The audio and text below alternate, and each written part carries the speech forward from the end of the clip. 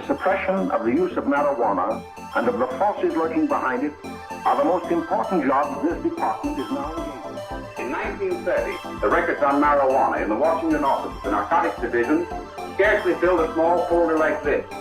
Today, they fill cabinets. Welcome, ladies and gentlemen, Coloradians and everyone that's smart enough to listen from the outside. It's one of the most amazing plants we've ever discovered. The pot party, the trippers, the grasshoppers, the hip ones, all gathered in secrecy and flying high as a kite. I got weed pots!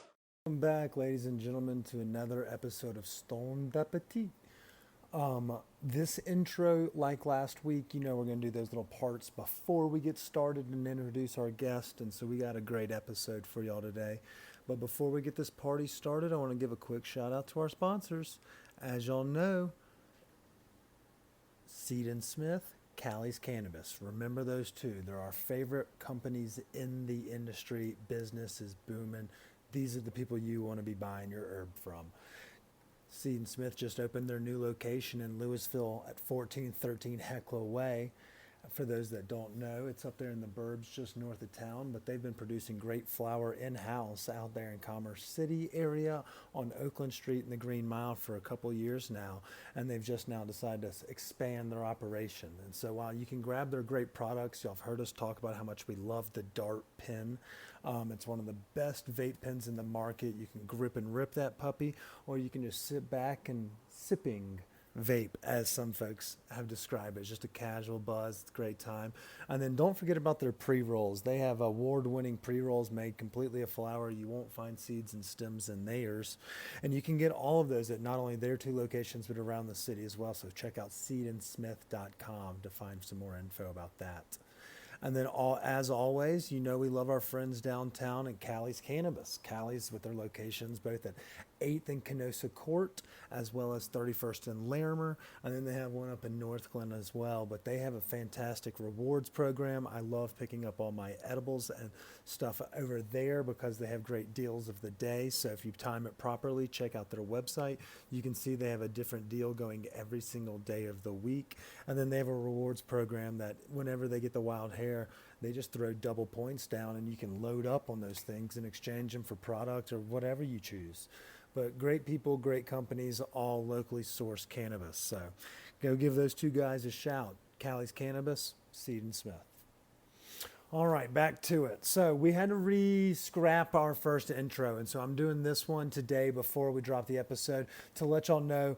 Obviously, what we want to do on Thursdays is let y'all kind of pick out your vibe for the weekend, but everybody knows that Phish is in town playing 3 nights at Dick's Sporting Goods Park out in Commerce City, and we've partnered up with a Good Samaritan that is pretty gnarly in the fact that he has given us 4 tickets, 2 Fridays, 2 Saturdays, stands tickets, but he wanted us to make sure that we were able to kind of maybe share the love, so we're doing a donation giveaway raffle.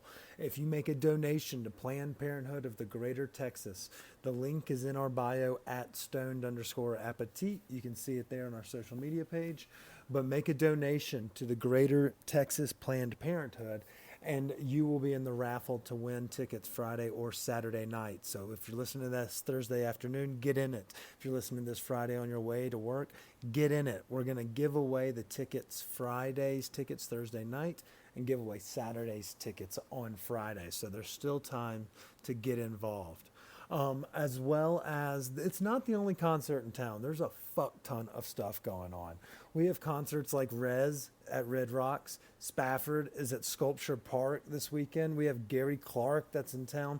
Or he's actually up in Aspen, But there's tons of music going on. In addition to that, we've got our friends Meadow Mountain are playing at the Bluebird Theater.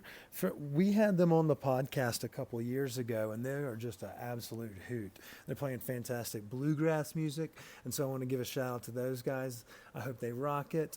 And then also, I think everyone needs to be on alert. For those that are hunting live music this weekend, if you do have Phish tickets, if you don't, there is a litany of concerts going down at Cervantes, both before and after. all weekend long. You're going to see fucking great music at Cervantes. You can get tickets at the box office, but you can also get them on their website at Cervantes Masterpiece Ballroom. There's also Method Man, Redman. We've got so many goddamn concerts going this weekend. It should be a good time. And then there's farmers markets. As we know, we made Chris last week had to name his famous his favorite farmers market in a fuck, marry, kill. It was a little contentious, but it was a pretty good time. And then lastly, I guess we could say, is the Colorado State Fair is going on all weekend. We have the Braves here in town this weekend, so if you're looking for something to do, you can check that out. As well as go see our friends over at Comedy Works. They've got Steve Ayagi coming through this weekend, as well as tons of other big and medium name comedians all rolling through Denver. It's a great time, a perfect date night idea. And if Chris was here, I'd bounce the idea of what would his favorite date night be surrounded by Comedy Works. But since he's not, we'll just kind of have to run with it. And so my apologies on that one. But it was kind of a brief one. We did a brief intro this week for the episode. You know, we always want to give our friends a shout out. In regards to restaurants and bars that are opening up that we've enjoyed recently, shout out to Yacht Club Bar. They're going to be opening up, as Benny and Paul told us about 2 weeks ago. It's going to be kind of a hip natural wine vibe cocktail bar that's right behind Brasserie Brixton, Brixton, over in the Park Hill neighborhood. So we're excited about that. Like we said on the last episode, we need to get Mary Allison and McLean on. So we'll definitely try to do that for sure.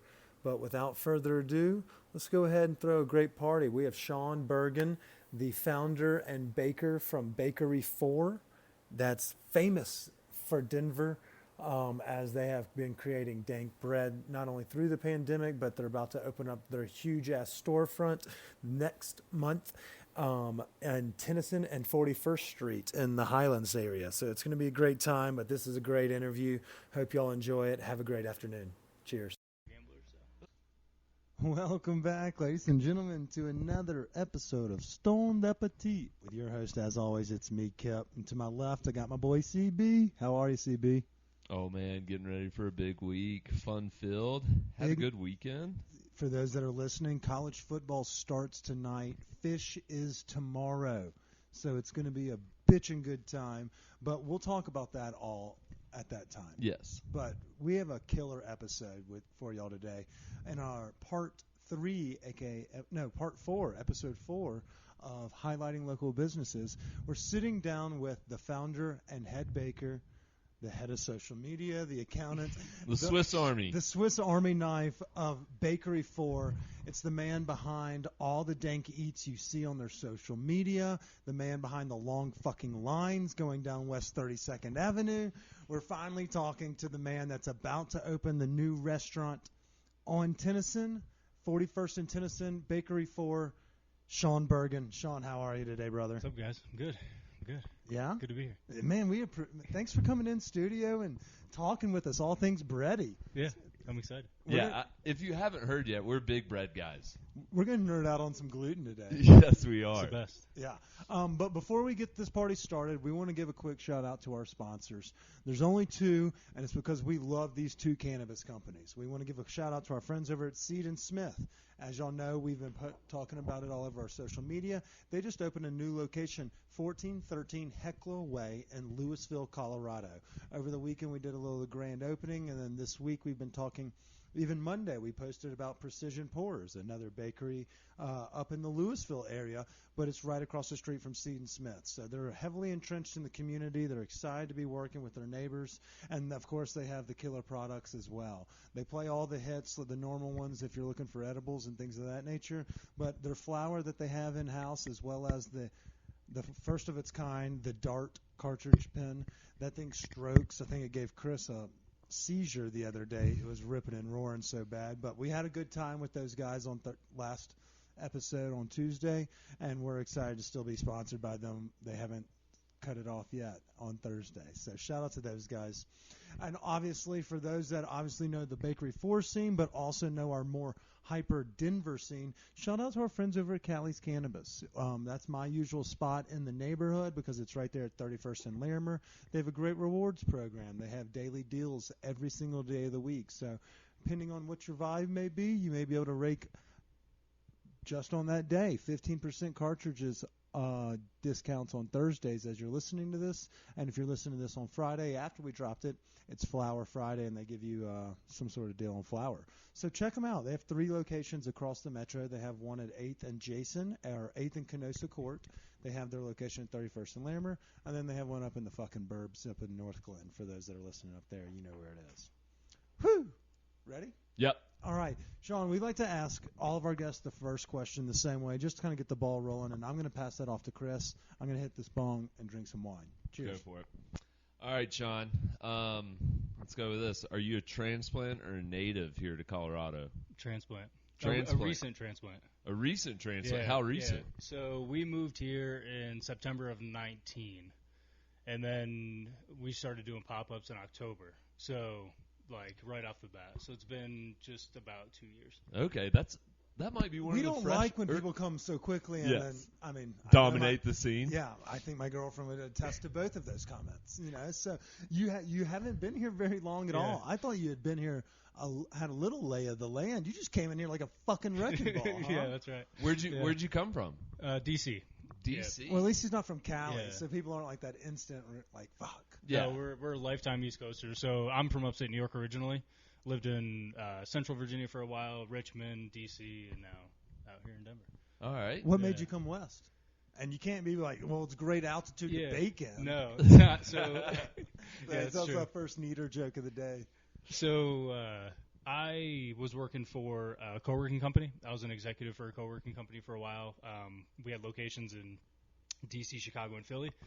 And I was just kind of like fed up with it, like working, just doing the rat race like everybody else, and wanted to do my own thing for a long time. And so I talked to my wife about it, and I was like, I want to quit my job. And I was like, let's pick a place to move. And we were trying to pick the places where we could move that had good cottage food industry, because I always just wanted this to be a thing that I did from home. And well, we're going to talk about your love for food, but what do you mean? Is there a website where you go to, like TripAdvisor has cottage eatery lists? pretty much. Yeah, there's like so cottagefood.org, I think. Oh shit, is he's one. not kidding. Yeah. So there's literally places where they just list off all the laws and regulations for anything that you want to do from home, what you can do, what you can't do. And Colorado's pretty good with Oh all yeah, that. yeah. So So we isn't that what the Funkies did as well? Yeah. Okay. So we have 2 dogs and a cat. So our thing was that if it was a You'll state eat your that, cat and dogs if you had to. Exactly. Yeah. So no. Is that not what you meant? Yeah. I mean, we could if we really needed to. If this doesn't work out with the new location, we'll end up doing that. But we, so Colorado, Texas, and Oregon were the 2 like big ones. But we have 2 dogs and a cat, so we were like, we have to be in a place where you're allowed to bake from home if you have animals in the house, because that's like a big thing. Because people are allergic, and then you got hair all over the place and that sort of thing. They say pet dander is a killer. That's what I've heard. We've got tons of it. So what state of those 3 was not dog friendly? Texas? No, so Texas, Oregon, and Colorado are the ones that actually allow it. And so my wife is an interior designer, and so her firm has offices in those states. And so we were like, let's take a look at them. And Portland, we crossed off the list pretty quick because of the weather. My wife can't do. I mean, clouds. gloom. Yeah. We used to have that really cool saying about sunshine, but once everyone started saying it, we just got fucking smoke from every goddamn fire right? in America, just like retreated to our backyard. So I'm scared to curse this anymore. So no Oregon. Yeah, and we visited Austin. It was just too hot. Like it was just awful. Yeah. And so like 110 degrees all the time, especially for baking, it would just be a nightmare. Oh, that would be fucking So awful. were you Yeah. baking? Were you moving in the mind of I'm going to try to do food in my next Yeah, venture? so I was doing like pizza parties and stuff like that for coworkers and things like that from our apartment when we were in DC. And everybody was like, this is really good. You should try and like do something with this. And the cooked hot, served hot thing is far different than being able to just like make something like bread, like Funky Flame does, like you mentioned, just kind of like deliver it out to people as you do it. And so I was like, well, let's like figure something out that we could do with dough, with sourdough specifically, because I was doing sourdough pizza. We kind of landed on, my wife and I kind of landed on bread, sourdough bread, and I just started churning out as